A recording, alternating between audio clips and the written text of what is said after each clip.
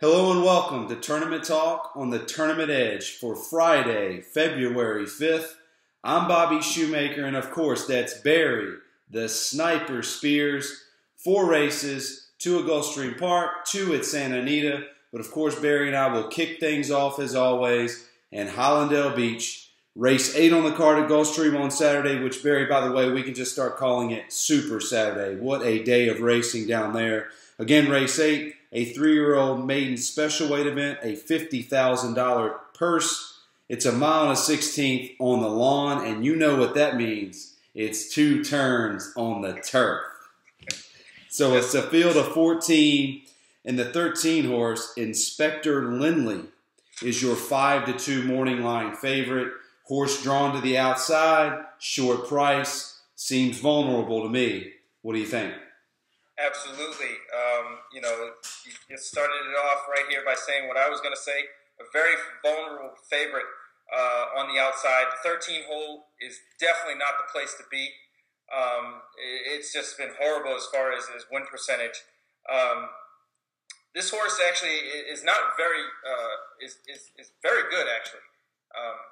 Excuse my French there. I almost said not very good. This horse is very good. It's just got stuck on the outside. Really wide in this spot here. Right. I mean, the last 2 races at short prices did fail to win, but ran really good races against some really good competition. The horse is primed, actually, to break its maiden one of these days. I mean, the horse has the numbers to be very competitive in this spot. Wouldn't actually be surprised if he does overcome this kind of trip because of his superior breeding, and everything else, but I'm just going to side against because this horse is going to be a short price. I can't take someone who's 2-1 or lower to win a race like this from the 13 hole. So I'm definitely going somewhere else here. The next horse I'd like to talk about is the 7, Cluncia. And this horse ran a real nice race first time on the grass at Gulfstream the day after New Year's Day, January 2nd. Projects to be on or near the lead here. Was way outside in the 12 spot the last time and pressed the pace and got a little tired and failed to finish it off at 50-1. There's something to be said about that, especially first time on the grass. Got a big number off of the first race there at Aqueduct at 6 furlongs. Second time blinkers. Should fit well here today, or on Saturday, I should say. Couple of negatives, is a New York bred. They don't typically run that well out of state. And also, I just think that the pace scenario, even though this horse might have a little bit of a pace advantage, they're definitely going to have to run him down. But I think there's enough good horses here to stay close enough to be able to run this horse down in the stretch. Now that leads to my pick here, who is number 6, 91 Assault. Bill Mott, Jose Lascano. The last race looked a lot like a prep for this race. Even if it did stay on the grass, which it didn't, I think this race wasn't, that last race really wasn't the one or the main objective. I think they just wanted to get acclimated with the horse. Mott newly acquired this horse from Keep DeSormo. So, I think this horse was really kind of prepping here for this one. I think all systems are go. This horse stepped up in a grade 3 after his first start out in California. Training forwardly, I think this horse is really sitting on a big race, and I think the top effort's coming on Saturday. Agree with everything that you just said about the analysis of the race, Barry. 13, certainly the horse to beat, got all the connections, could overcome that post with a good trip, and Joel has been riding better as of late, especially this meet. A little bit of information about your pick, 91 Assault. I know some connections out in California that owned a few horses and some successful ones out there. I got a text a few weeks ago about 91 Assault saying you need to watch out for this horse. And of course that race was rained off the turf and onto the turf. But the connections were very pleased with the effort despite it being a sloppy track. And you're exactly right. The connections said that they were using that race as nothing more than a prep, and they expect this horse to run a big race next time out. I didn't know that it was going to end up being in this spot. It's funny that you picked this race, but the 6 horse is a big-time player. I ended up going with the horse that you mentioned previously. I like the horse that Cluncia. I like the race that Cluncia run first time on the turf. You said everything about this horse that I liked. I liked the fact that it showed such great speed from the 12th hole, albeit 50-1, completely overlooked, and understandably so. Went 3 wide, Barry, all the way around the racetrack. When I look at telling lines of a race, storylines, and I like a horse and I see where there could have been trouble, I go back and watch the film. I don't even think the horse was 3 wide at times, Barry. I think that horse was 4 or 5 wide at times and still ran on and was only a length off the lead inside the 8th pole. I think this horse is a major player, and the key for me was from the 12th hole to the 7, and there's not nearly as much speed inside of this horse as it was its first time on turf. So you've got less speed in the race. The horse is drawing closer to the inside. Rafael Hernandez getting a better feel for the horse, going long on the turf for the second time.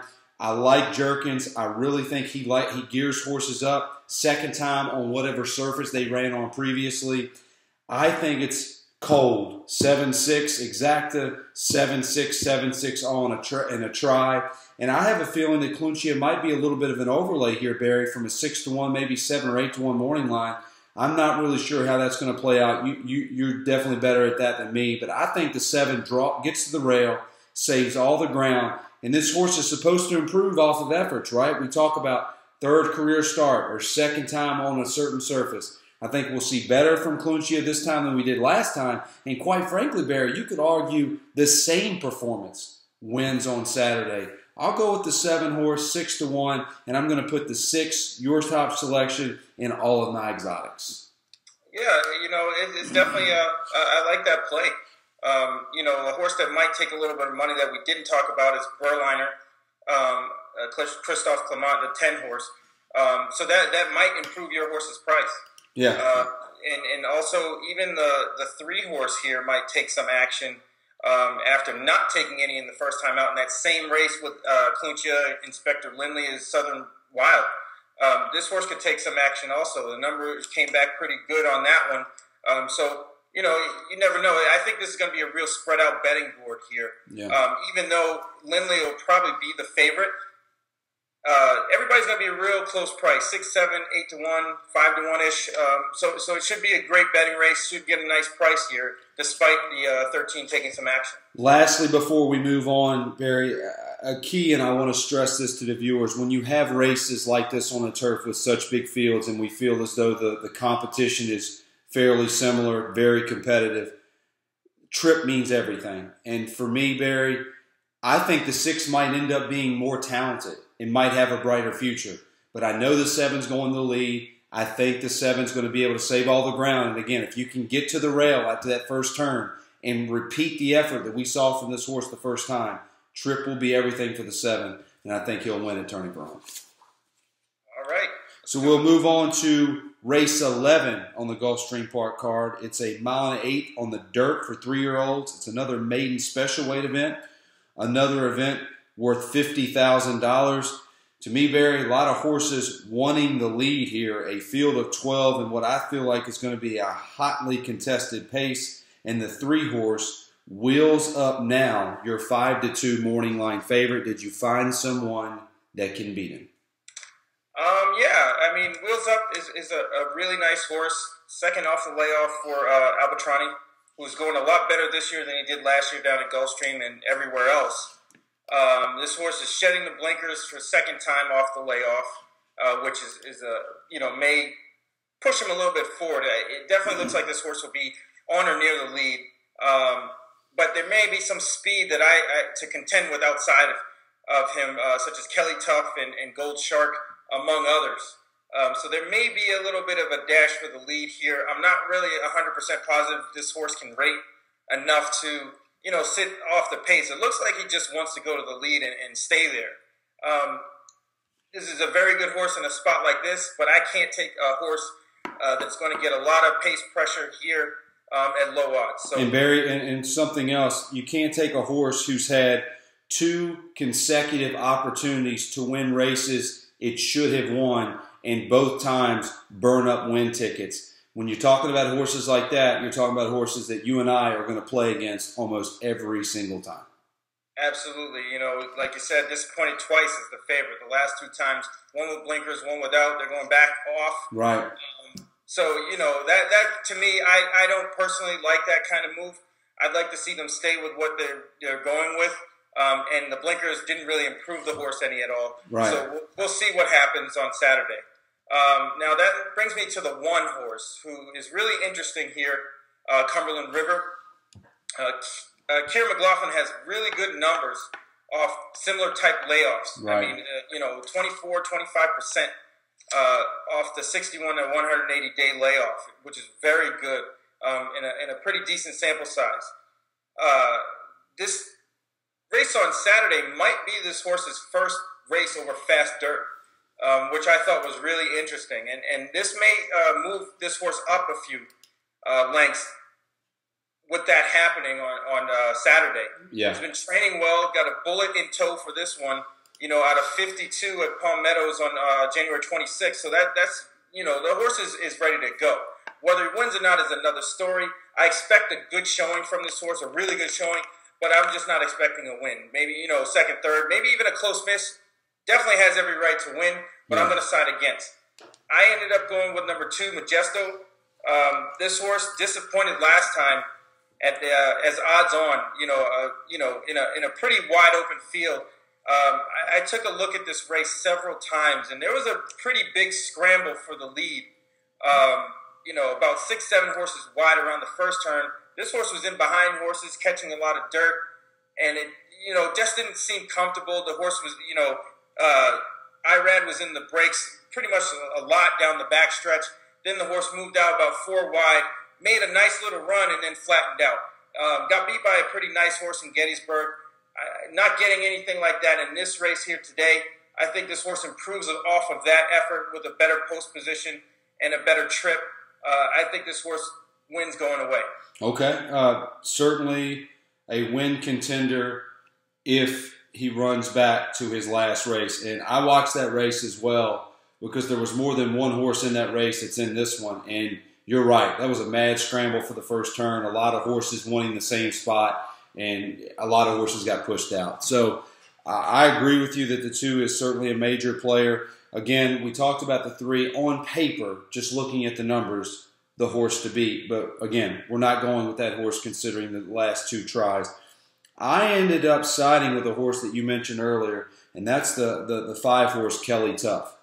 The first tryout, Barry, was at 7 furlongs, which is the same distance that the 2 horse and the same distance that the 3 horse initially tried their first time out. And guess what I found? The 5 horse ran faster races than both of them. Now they're stretching this horse out immediately, which tells me maybe the 7 furlong work was nothing more than a prep for something like this. And something else I know. Gulfstream Park is favoring speed as much this year as it's ever favored speed since I've been following Gulfstream Park. Almost everything is winning on the front end. I get an aggressive rider with Paco Lopez. I get a horse that's stretching out from 7 furlongs to 1 1/8 after coming off of a 7 furlong effort that I feel as though was better than any other effort at 7 furlongs from a horse first time out.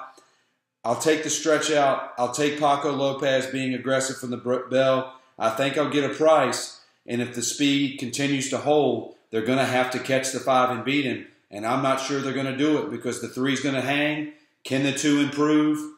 I'll go with the 5, Kelly Tough. Yeah, you're definitely going to get your price. I think the 1, 2, and 3 are going to take a lot of the action here in this particular race. Just as a side note, Majesto did beat Wheels Up Now first time out at Belmont, going 7 furlongs in that race you just mentioned. So, that was another thing that kind of caught my eye about this horse. But Kelly Tough is really a tough read, funny enough, in this kind of Right. race. And maybe like the X factor in the wild card, if you will, because I think this horse can sit wherever he wants to. Paco Lopez has the ability to hold this horse and sit behind the pace if he thinks it's going to be too fast, or even force the pace a little bit and get a nice pressing trip on the outside. Definitely in the wheelhouse here. but still an unknown quantity. Definitely has every right to improve. I also noticed that the horse was 30-1 the first time. That, kind of spelled a negative for me, but, had some trouble in that race also. So, Kelly Tough has every right to step up and win this race. Yeah, I don't want Paco to be sitting behind anything, Barry, and waiting for anything. Just go with the horse. If he's good enough to win, so be it, and let that track bias, which is evident, play its part. And I'll roll with the 5. And if I get beat by the 2 or the 3, I think both of them will be bet down from a tournament perspective that it might not hurt me a lot. I'll just go with the horse on the stretch out. So let's go out west, my friend, to Santa Anita, Arcadia, California. A very good Santa Anita card as well. And we'll start off with race 7. It's the Grade 2 San Antonio Stakes, $500,000. It's a 1.8 miles on the dirt for 4-year-olds and up, a field of 8. And the 7-horse Imperative is currently your 5-2 morning line favorite. Yeah, this race here is really interesting. Because you have a lot of horses that don't like to win races like this. Top to bottom, Cat Burglar, Opportunity is another one that just, can't get over the hump for whatever reason. Imperative hasn't won in a long time. El Kabir, kind of a little bit below these types. Yeah. So this is a real interesting horse because it seems like nobody will want to win this race. Yeah, you're right. Very frustrating when I was reading the form thinking, there's not only one opportunity in here, there's about 6 opportunities in here. Exactly. Now, I'm going to go back to Cat Burglar here. This horse may end up on the lead. It has a little bit of tactical speed, so it doesn't necessarily need the lead. I think 1.8 miles is out of this horse's scope slightly. I just don't think that trip is ideal for Cat Burglar. The trainer does have history in this race, won it 4 times, I believe. And I think this horse is a play against at a short price, even though he's getting top rider. I'm just going to side elsewhere. I think there's other options that look better than Cat Burglar here. Now, Imperative, at least morning line-wise, is the favorite. I am way against this horse. Yeah. I just can't back a horse that hasn't won in over 2 years. Well, maybe not over 2 years, but it's been a while. It's been too long. Anything with a year in it, when they don't win, definitely a negative sign. Although the horse did run well last time at Santa Anita in the San Pasquale, finished second behind California Chrome, but not much in that race. I mean, the top 3 were the only 3 in the race. It pretty much ran as expected. Got a nice number. I think a lot of that was based on the trip that Chrome got and the finish. So, I think that's a little bit higher number than... Which is why, Barry, this horse is favored. I mean, they're betting... This horse is morning line favorite because you're in a race with nobody wants to win it. And they're just looking at this horse as what did he do last time out? I mean, he beat a bunch of horses that probably shouldn't have been in the race anyway. It was California Chrome and everybody else. So he beat a whole bunch of horses he should have beat. He was never going to beat California Chrome. And here he's sitting at 5-2 morning line. And he's going to come off the pace into a race that I just don't feel like he's got a lot of speed. No, you're right. Exactly. And that's why it ended up on the 2, Donworth. I think this horse has tons of potential. Right. Showed a lot of ability in 2015. Even right out of the box at Gulfstream, this horse ran a bang-up race. It was like one of the most talked-about races in a long time. Yep. And then they stepped him up in a Grade 3 in April. He ran a nice second to Divining Rod, who ended up running pretty well in the Preakness. And then he shipped out to Pimlico, ran okay. And then went to Delaware in a lower level stake and blew those horses away. Right. So coming off the layoff, going into Doug O'Neill's barn, I think this horse is sitting on a nice race. I'm out about Jack broke sharply. So I think this horse is training well. I like the long workouts over this long stretch of time. Yeah. And it's just go time for Donworth and to really step up against this field that's really not that great. It's a decent field. These are not nice horses. Right. But I think this is prime for a horse like this, Donworth, or even a horse like Cyrus Alexander to step it up and beat these kind and get a greatest stakes victory. I think Donworth is the wise guy play here, Barry, and I think you're on the right path. I had a hard time, and you've mentioned this when we started the analysis of this race. It's really hard to handicap a race where nobody wants to win. And I just went back and forth, and I looked at different angles and where I could try to find an angle. And I first looked at who's the best trainer in the field. Well, clearly that's Bob Baffert. Well, I'm never betting Opportunity. That horse is a waste of money. He cannot win races. He runs to the level of his competition every race. He'll run a race where, he'll run a race where you're thinking, well, if he can run the same race he ran last time out in this race, he'll win. And he's bet. And he doesn't run. He runs lower. Then he'll run a better race, but it's never good enough. So then I looked at Cat Burglar. He hadn't won in a long time either. But then they put him in an allowance race to let him know what it's like to win again, to let him know what it's like to get his picture taken again. And you mentioned as well that he's going to be on the lead, right? Either on the lead or forwardly placed. And I get Rafael Bejarano, which is what I feel like the best jockey in California. That's my opinion. So I get Bob Baffert. Thank you. I get Bob Baffert, Bejarano, a horse forwardly placed, and a horse that said, oh, this is what it's like to win again. So I'm just going to roll with Cat Burglar, the one horse at 4-1 morning line. I have no earthly idea how this horse is going to be bet. I think a lot of people like Don Worth. I can understand why they would. For some crazy reason, people are going to bet Opportunity and lose again. So I'm not sure what Cat Burglar is going to end up being, but I'm just going to roll with him in my tournaments. He saves all the ground. He's got the smartest jock out there, the best trainer out there, and he just won a race, and he's second off the layoff. They might all lose. I'm not sure. I'm just going to go with one, the Cat Burglar. Well, I thought it was interesting that Martin Garcia is not riding Opportunity. I thought that was really a kind of a key here. Right. I mean, maybe it could even a be. tip-off in some regards because he definitely rides a lot for Baffert. And he ends up on the 3, Cyrus Alexander, who coincidentally has a nice shot in this race, despite, just running in a lot of optional claimers, or high-level optional claimers. But, I think Don Worth is a little bit more battle-tested, if you will, and should give a good performance. I've been high on this horse since he was unveiled at Gulfstream last year. And I think the sky's the limit for this horse, especially out west. I think this horse is pretty good. Make no mistake about it, though. You say Martin's not on Opportunity. I mean, he gets Flavian Pratt, and that's not a downgrade by any stretch of the imagination. And I think it's not a negative towards Martin. I think it's more of a situation, Barry, where Bob's trying to do anything he can to get this horse to win and not run second, because that's what this horse does all the time. And maybe Flavian, who I'm a huge fan of. I think he's got a bright future. I don't know. Maybe Flavian's got the magic juice that gets this horse to run the way the horse should run. But nevertheless, I'll just go with the horse is going to be on the lead. But I wouldn't be surprised in the least if Don Worth doesn't win. But I don't think you're going to get that price because from what I'm hearing out west, everybody likes that horse. Yeah, I don't doubt that. I mean, obviously, if this horse is under 3.5 to 1, I'm going to go somewhere else. I mean, I think, it ends up being maybe Cyrus Alexander is the horse in that particular spot because Right. I don't like the ones that have, been running. They're kind of beating up on each other, not winning. Second, thirds, a lot of that happening.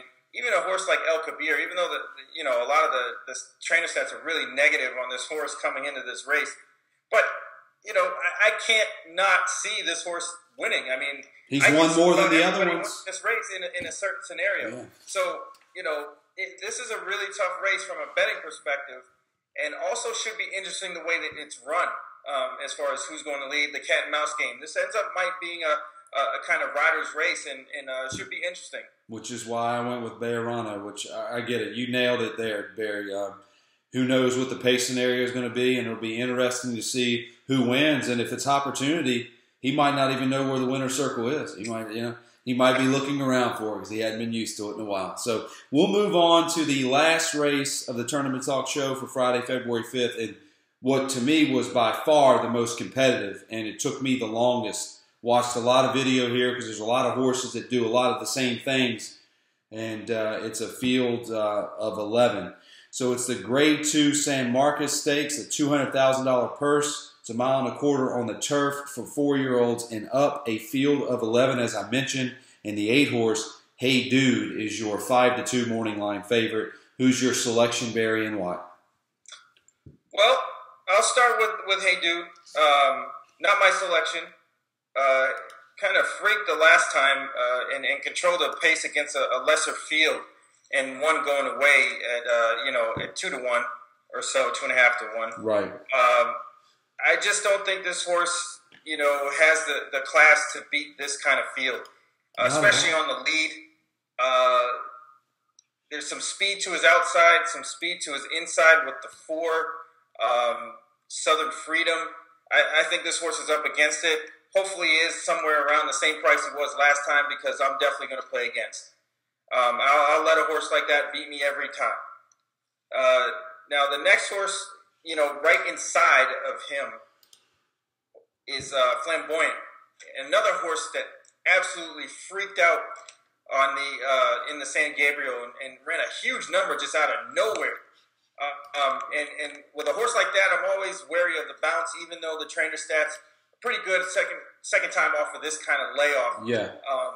That race was particularly very, very good at a huge price at 46 to 1. I'm going to dare that horse to beat me on Saturday also.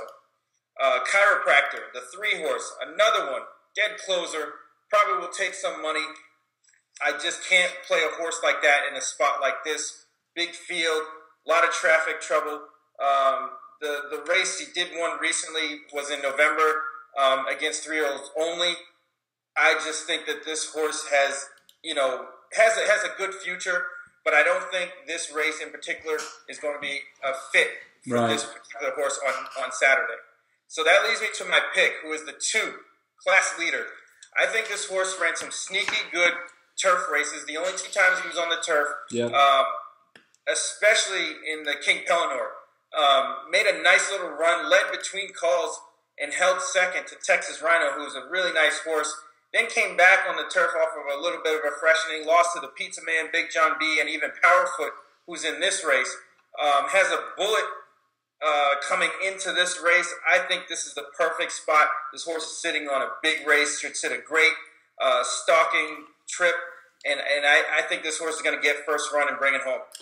Barry, I was looking at the video one more time on my screen right here to my left as you were talking about it. I mean, you're talking about a lot of horses that ran in that same race against Pizza Man and Del Mar when, by the way, side note really quick, what a race by Pizza Man. I mean, he's trapped, boxed, wide, wins anyway. I mean, and just delivers, man. That's right. And took a long look at your 2, and in fact, I'm going back to my notes as I did the analysis of this race, and I circled him twice, and I almost pulled the trigger, but I went elsewhere. But I would not be surprised at all if the 2 wins. It would be an exactas tries and my pick 4.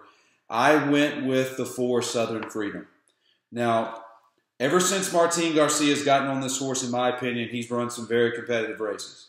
There's no question, you cannot argue the fact that he's gotten better every time on the turf, specifically the last 3 races.